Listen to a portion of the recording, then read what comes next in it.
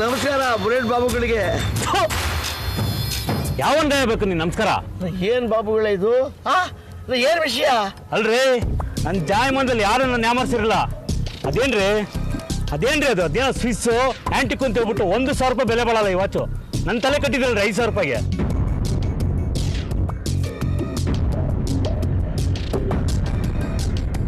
ಹೇಳ್ರಿ 5,000 ರೂಪಾಯಿ ಪ್ಲಸ್ ಬಡ್ಡಿ ಸ್ಪಾಟಲ್ಲಿ ಮಾಡಿ. ಅಲ್ಲಪ್ಪ, ಈ ವಾಚು ಶಿವಶಂಕರಪ್ಪಂದು. ಇದು ಒರಿಜಿನಲ್ ಡೂಪ್ಲಿಕೇಟ್ ನನಗೇನು ಗೊತ್ತ್ರಿ?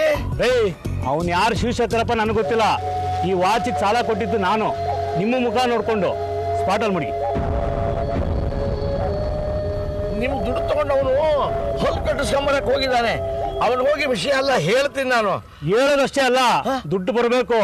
ದುಡ್ಡು ಬರಲಿಲ್ಲ ಅಂದ್ರೆ ಆ ಶಿವಶಂಕರಪ್ಪಂದು ಹೊಸ ಹಲ್ಲು ನಿಮ್ಮ ಹಳೆ ಹಲ್ಲು ಎರಡು ಉದುರಿಸ್ಬಿಡ್ತೀನಿ. ಅವಂದು ಕಟ್ಸಿರೋ ಹಲ್ಲು ಕೇಳಿದ್ರೆ ಕೈ ಕೊಟ್ಬಿಡ್ತಾನೆ, ಉದುರಿಸ್ಬೇಕಾಗಿಲ್ಲ. ನಂದು ಒರಿಜಿನಲ್ಲು. ಅವತ್ತು ಇದು ಗ್ಯಾರಂಟಿ ಆಧಾರ ಕೇಳಿದಕ್ಕೆ ಏನು ಜನವಾರ ಹುಡ್ದಾರ ಅಂತ ಪಡ್ಕೊಂಡ್ರೆ ಮಡಗ್ರಿ ಕಾಸು. ಅಲ್ಲ, ಜನವಾರ ಹುಡ್ದಾರ ಸರಿಯಪ್ಪ, 2 ದಿನ ಟೈಮ್ ಕೊಡ್ರಪ್ಪ ನೋಡೋಣ. 2 ದಿವಸದಲ್ಲಿ ಬರಲಿಲ್ಲ ಅಂದ್ರೆ ಚೆನ್ನಾಗಿರಲ್ಲ.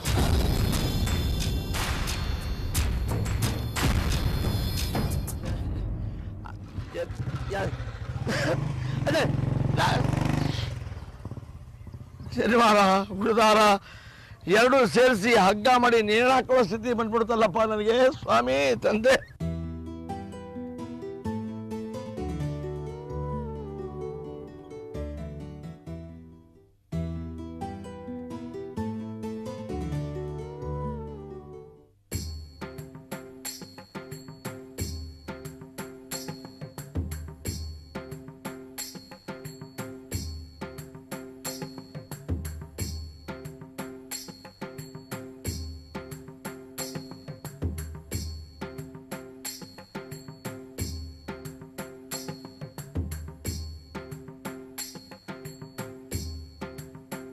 May I come in, sir? Yes, come in. Oh, Amrita. ಬನ್ನಿ ಕೂತ್ಕೊಳ್ಳಿ.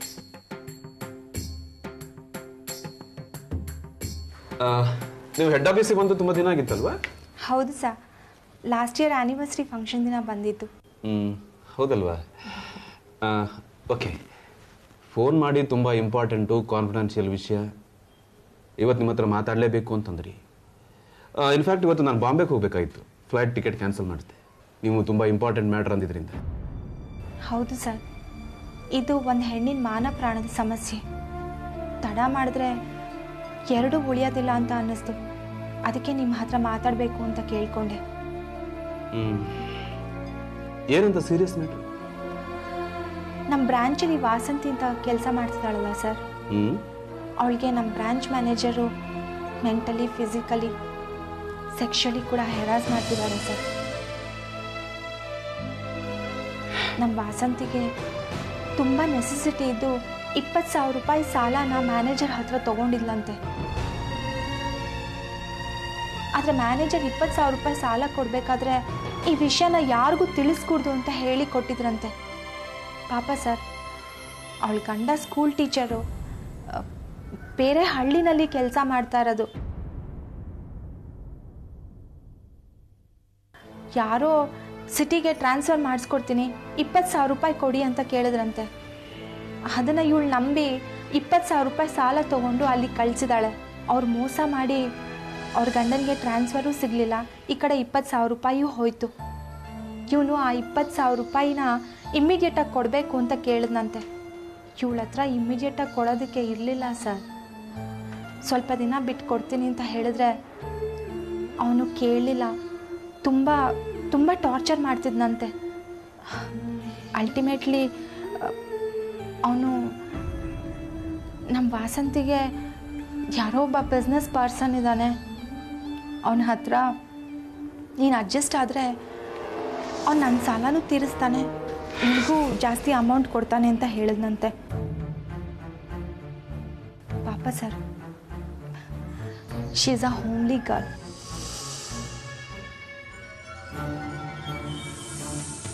ಅಷ್ಟೇ ಅಲ್ಲ ಸರ್, ಆ ಮ್ಯಾನೇಜರು ನಮ್ಮ ಆಫೀಸಲ್ಲಿ ಮಂಡೇ ಟು ಸ್ಯಾಟರ್ಡೆ ಕಲೆಕ್ಷನ್ ಆಗೋ ದುಡ್ಡನ್ನೆಲ್ಲ ಎವ್ರಿ ವೀಕ್ ಬಡ್ಡಿಗೆ ಬಿಡ್ತಾನಂತೆ.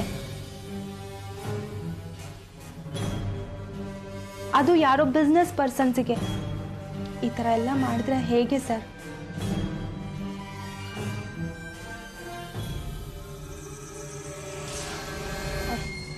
ಈ ವಿಷಯನ ನನ್ನ ಬಾಸಿಗೆ ತಿಳಿಸ್ತೀನಿ ಅಂತ ಅವಳು ಹೇಳಿದ್ದಕ್ಕೆ ನೀನು ಇದರಲ್ಲಿ ಇನ್ವಾಲ್ವ್ ಆಗಿದೆಯಾ, ನೀನು ಒಂದು ಕಲ್ಪ್ರಿಟ್ಟು ಅಂತ ನಾನೇ ಬಾಸ್ಗೆ ಇನ್ಫಾರ್ಮ್ ಮಾಡ್ತೀನಿ ಅಂತ ಹೆದರ್ಸಿದ್ನಂತೆ ಸರ್. ಅವಳಿಗೆ ಏನು ಮಾಡಬೇಕು ಅಂತ ಗೊತ್ತಾಗದೆ ಅವಳು ಸ್ಯೂಸೈಡ್ ಮಾಡ್ಕೊಳ್ಳೋದಕ್ಕೆ ಅಟೆಂಪ್ಟ್ ಮಾಡಿದ್ಲು ಸರ್.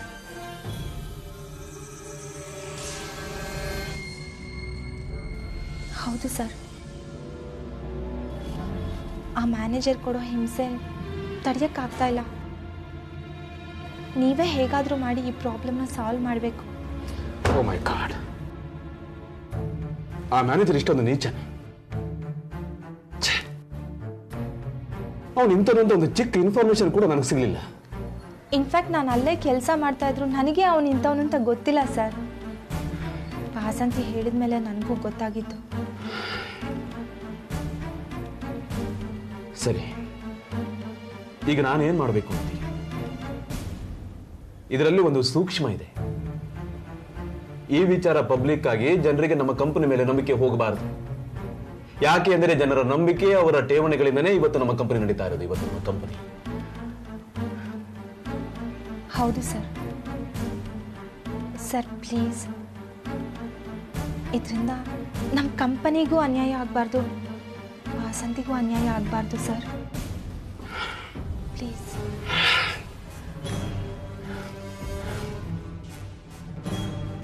ಸರಿ, ಈಗಿರೋದು ಒಂದೇ ದಾರಿ. ನಾನೇ ಅಲ್ಲಿಗೆ ಬಂದು ಸಮಸ್ಯೆನ ಬಗೆಹರಿಸಿ. ನೀವು ಯೋಚನೆ ಮಾಡಬೇಡಿ. ವಾಸಂತಿಗೆ ಯಾವುದೇ ರೀತಿಯ ಅನ್ಯಾಯ ಆಗದಿರೋ ಹಾಗೆ ನಾನು ನೋಡ್ಕೋತೀನಿ. ಸರಿ? Thank you sir. ಸರ್ ನಾನೇನು ಬರ್ತೀನಿ. ಓಕೆ.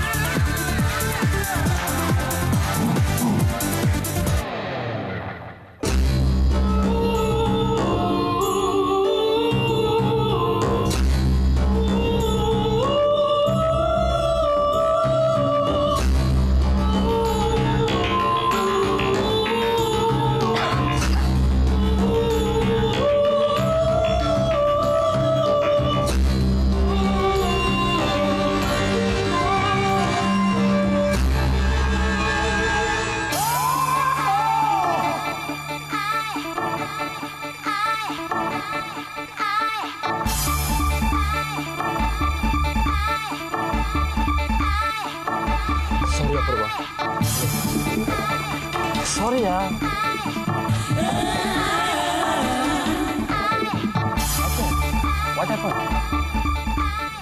ಅಭಿ, ಈ ಪಬ್ಲಿಕ್ ಪ್ಲೇಸಲ್ಲಿ ಮಾತ್ರ ಅಲ್ಲ, ಈ ಪ್ರೈವೇಟ್ ಪ್ಲೇಸಲ್ಲೂ ಈ ಸಿಗರೇಟ್ನ ಬ್ಯಾನ್ ಮಾಡಿರ್ಬೇಕು. ಅಲ್ಲ, ಫ್ಯಾಮಿಲಿ ಇರುತ್ತೆ, ಹೆಣ್ಮಕ್ಳು ಇರ್ತಾರೆ ಅನ್ನೋ ಪರಿಜ್ಞಾನ ಬೇಕು. ಸಿಗರೇಟ್ ಸೇರ್ತಾನೆ ಇರ್ತಾರೆ, ಹೋಗಿ ಬಿಡ್ತಾನೆ ಇರ್ತಾರೆ. ರಿಲ್ಯಾಕ್ಸ್ ಅಪ್ಪು. ಯಾಕಪ್ಪು ನಿಂಗೆ ಸಿಗರೇಟ್ ಹೋಗಿ ಆಗ್ಬರಲ್ವಾ? ವಾಂತಿ ಬರುತ್ತೆ. ಯಾವ ಹೆಣ್ಮಕ್ಳಿಗೆ ಸಿಗರೇಟ್ ಹೋಗಿ ಆಗ್ಬರುತ್ತೆ ಹೇಳು? ನೀನು ಸಿಗರೇಟ್ ಸೇದಲ್ಲ ಅಂತ ಹೇಳಿದ್ದಕ್ಕೆ ನಾನು ನಿನ್ನನ್ನು ಲವ್ ಮಾಡ್ತಾ ಇರೋದು. ಅಪ್ಪು, ಅಕಸ್ಮಾತ್ ಮದುವೆ ಆದ್ಮೇಲೆ ಸೇದಿದ್ರೆ ಡೈವರ್ಸ್ ಮಾಡಿಬಿಡ್ತೀನಿ. ನನ್ನ ಮೇಲಿನ ಪ್ರೀತಿಗಿಂತ ನಿಂಗೆ ಆ ಸಿಗರೇಟ್ ಮೇಲಿನ ದ್ವೇಷನೇ ಹೆಚ್ಚಾಗೋಯ್ತಾ? ತಮಗೆ ನನ್ನ ಮೇಲಿನ ಪ್ರೀತಿಗಿಂತ ಆ ಸಿಗರೇಟ್ ಮೇಲೆ ಇರೋ ಪ್ರೀತಿನೇ ಹೆಚ್ಚಾಗೋಯ್ತಾ? ಅಪ್ಪು, ನಿನಗೋಸ್ಕರ ನಮ್ಮ ಅಪ್ಪನ ಆಸ್ತಿನೇ ಬಿಟ್ಟು ಬರ್ತೀನಿ ಅಂತ ಹೇಳ್ತಿರುವಾಗ ಸಿಗರೇಟ್ ಬಿಡೋದು ಮಹಾನ? ಅಲ್ಲಿ ನೋ ಸ್ಮೋಕಿಂಗ್ ಅಂತ ಬೋರ್ಡ್ ಹಾಕಿದ್ದಾರೆ, ಆದ್ರೂ ಅವನು ಸಿಗರೇಟ್ ಸೇದ್ತಾನೆ ಇದ್ದಾನೆ. Come on Appu, relax. ಆಗ್ತಾ ಇಲ್ವಾ? ಸರಿ, ನಾನು ಅವ್ರ ಹತ್ರ ಮಾತಾಡ್ತೀನಿ.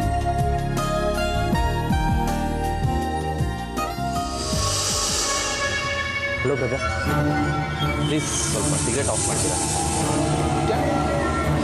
ಏನೂ ಇಲ್ಲ, ಅಲ್ಲಿ ಕೂತಿರೋ ನನ್ನ ಗರ್ಲ್ ಫ್ರೆಂಡ್ಗೆ ಸಿಗರೇಟ್ ಬಗ್ಗೆಯಿಂದ ವಾಂತಿ ಬರ್ತಾ ಇದೆ. ವಾಂತಿ ಹುಡುಗಿರ ಸ್ಮೋಕ್ ಮಾಡೋ ಈಗಿನ ಕಾಲದಲ್ಲಿ ವಾಂತಿ ಮಾಡ್ಕೊಳ್ಳೋ ಹುಡುಗಿ ಯಾರು ಗುರು?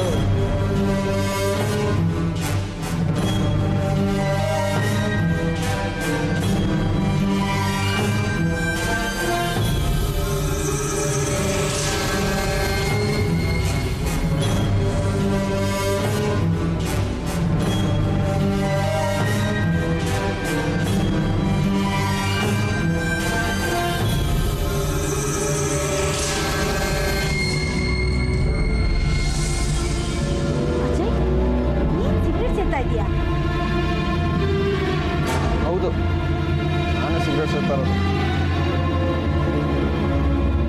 ಇನ್ನೇನು ನಿನ್ನ ಗರ್ಲ್ ಫ್ರೆಂಡ್ ಅಂತ ಹೇಳ್ತಾ ಇದ್ದಾನೆ? ಫ್ರೆಂಡ್ಸ್ ಮಾತ್ರ ಅಲ್ಲ, ನಾವಿಬ್ಬರು ಒಬ್ಬರನ್ನೊಬ್ಬರನ್ನ ಪ್ರೀತಿಸ್ತಾ ಇದ್ದೀವಿ. ನಿನ್ನ ಹೆಸರು ಅಭಿಷೇಕ್ ಅಂತ, ಫೈನಲ್ ಸೆಮಿಸ್ಟರ್ ಓದ್ತಾ ಇದ್ದಾನೆ. ಇವ್ರ ತಂದೆ ತಾಯಿ ಬಾಂಬೆಲಿದ್ದಾರೆ. ಇವರು ನಮ್ಮ ಜನನೇ ಕಣೋ. ಅಪ್ಪು, ಯೂನಿಯನ್ ಗೊತ್ತಾ? ಇವನೇ ನನ್ನ ತಮ್ಮ ಅಜಯ್. ಓಹ್, ಹಾಯ್. ಅಕ್ಕನಿಗೆ ಏನಾದರೂ ಈ ವಿಷಯ ಗೊತ್ತಾದ್ರೆ ಅಷ್ಟೇ. ನೀನು ಸಿಗರೇಟ್ ಸೇದಿರೋ ವಿಷಯ ಅಕ್ಕಂಗೆ ಗೊತ್ತಾದ್ರೆ ನಿನ್ನ ಕಥೆನೂ ಅಷ್ಟೇ. ನೀನು ಹೇಳ್ದೆ ಹೋದ್ರೆ ಅಕ್ಕನಿಗೇನು ಗೊತ್ತಾಗಲ್ವಲ್ಲ? ನಮ್ಮ ವಿಷಯನೂ ನೀನು ಹೇಳ್ದೆ ಹೋದ್ರೆ ಗೊತ್ತಾಗಲ್ವಲ್ಲ? ಸರಿ, ನಿನ್ನ ವಿಚಾರದಲ್ಲಿ ನಾನು ತೆಪ್ಪಗಿರ್ತೀನಿ, ನನ್ನ ವಿಚಾರದಲ್ಲಿ ನೀನು ತೆಪ್ಪಗಿದ್ಬಿಡು.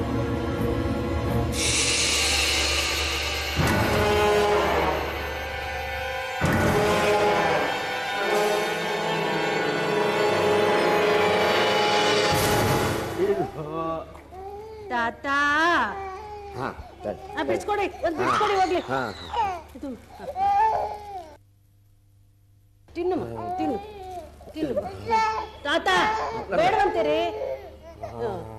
ತಾತನ್ ಕೊಡ್ತೀಯಾ? ಯಾಕೋ ಇವತ್ತು ಬೆಳಗ್ಗೆಯಿಂದ ಅಳ್ತಿದ್ದಾನೆ. ಕೊಡಮ್ಮ ಕೊಡಮ್ಮ, ಒಳಗಡೆ ಕೆಲಸ ಇದೆ.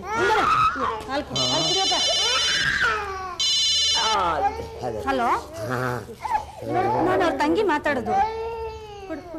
ಒಂದ್ ನಿಮಿಷ, ನಮ್ಮ ತಂದೆ ಇದ್ದಾರೆ, ಕೊಡ್ತೀನಿ. ಅಪ್ಪ, ಅಕ್ಕನ ಒಪ್ಕೊಂಡಿದ್ರಲ್ಲ, ಅಮೇರಿಕಾ ಗಂಡಿನ ಕಡೆಯವರು ಫೋನ್ ಮಾಡಿದ್ದಾರೆ. ಅವ್ರು ಯಾಕಮ್ಮ ತಿರುಗಿ ಫೋನ್ ಮಾಡಕ್ ಹೋದ್ರು? ಅಮೃತ ಮದುವೆ ಆಗಲ್ಲ ಅಂತ ಹೇಳ್ಬೇಡಿ ನೀವು. ಅವ್ರು ಏನ್ ಮಾತಾಡ್ತಾರೆ ಕೇಳೋಣ, ತಡಿಯಮ್ಮ ನೀನು. ಹಲೋ, ನಮಸ್ಕಾರ. ಹೌದು, ನಾನೇ ಸರ್ವೋತ್ತಮರಾಯ ಮಾತಾಡ್ತಿರೋದು. ಹಾಂ, ಚೆನ್ನಾಗಿದ್ದೀನಿ. ತಾವು ಚೆನ್ನಾಗಿದ್ದೀರಾ?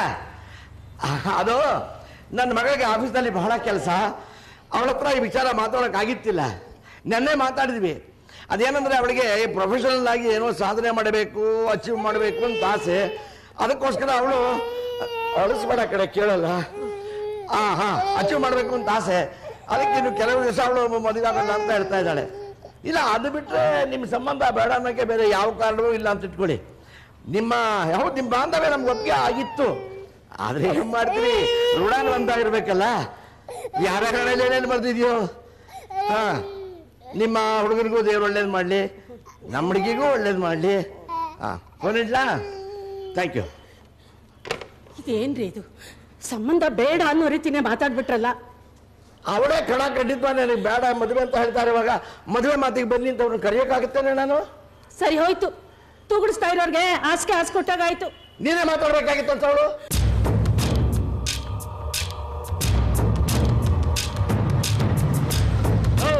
ಅರೆ ಒಳಗಡೆ,